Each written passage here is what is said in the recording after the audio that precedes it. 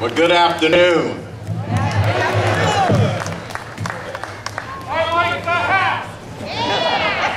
My mama told me that when you address a crowd to take your hat off, so I thought I would. Hello, Sheboygan. I am delighted to be here. Thrilled to be here. Let's give Krista Branch another round of applause for that fantastic song, I Am America. And do you know what your presence here today does in terms of a message back to Washington, D.C.? It says, we are America, not the people in Washington, D.C. That's what your presence is here today all about. The late Dr. Benjamin E. Mays of Morehouse College used to remind the young men of Morehouse, let it be borne in mind that the tragedy of life does not lie in not reaching your goals. The tragedy lies in having no goals to reach for. He said it's not a calamity to die with dreams unfulfilled, but it is a calamity to have no dreams. The American dream is under attack. The American dream is under attack. My father walked off of a dirt farm at the age of 18, literally with just the clothes on his back. I call it a dirt farm because they had just enough dirt to raise just enough food to live off of. Didn't even have enough to take it to the farmer's market. But my father literally walked off of a farm with just the clothes on his back to pursue his American dream. My mom also was raised on a small farm. They raised my brother and I in Atlanta, Georgia. And my father, when he left that farm, he pursued his American dream with the only kind of equity he had, sweat equity. Sweat equity.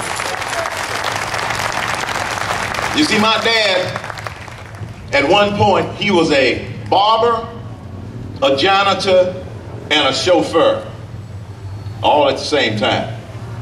He needed one job to put food on the table, second job to put a roof over our head, and a third job to save for his American dream. One of his dreams was to give his two sons a little bit better start in life, and he did. Just like we want to give our children and grandchildren a little bit better start in life, but we've got some work to do first. We've got to take back our government so we can give them a better start in life. Got a little work to do. So my mom and dad, they achieved many of their dreams, just like your parents. Yes.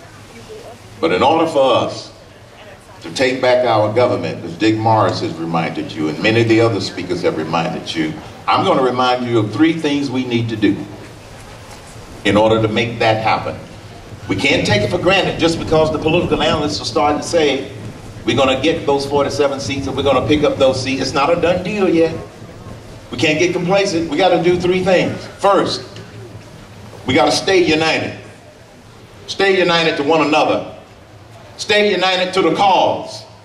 The Tea Party Patriots is one of many organizations that are out there working like you are working in order to be able to make sure that we educate our neighbors, as Thomas Paine said. Because Thomas Jefferson said when people have the right information, they will make the right decision. And it's up to us to make sure that they have the right information. We've got to stay united and not be divided. Not be intimidated when they want to try and marginalize and demean us because we want to go to a Tea Party rally. We cannot let that happen, so we've got to stay united. Because the last time I checked, it said the United States of America, not the divided States of America. Number two, we've got to stay informed. We've got to stay informed. Stupid people are ruining this country. They are ruining this country. Now the stupid people, they fall into two groups. The ones that are just stupid, don't care, don't have a clue, have no interest in having a clue. And then you have those that are just uninformed. Now we're not going to save them all, but we might be able to save some of them. And on my radio show every night, I will get a cast of liberals who want to call up and use erroneous information to try and get the audience to believe something different. As an example, just last night, I was on the radio, my show was on last night. I get a liberal call up.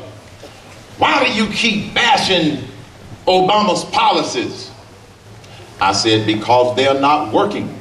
I know that's hard for you to comprehend, but they're not working. Did you hear today that they announced that unemployment was 9.6%, which is a 10% higher than June and July, and you think they are working? But if I would have let him get away with that, then he'd probably have some people saying, well, it must be working. I heard a guy on the radio say that it's working. We got to know our facts so we can stay informed.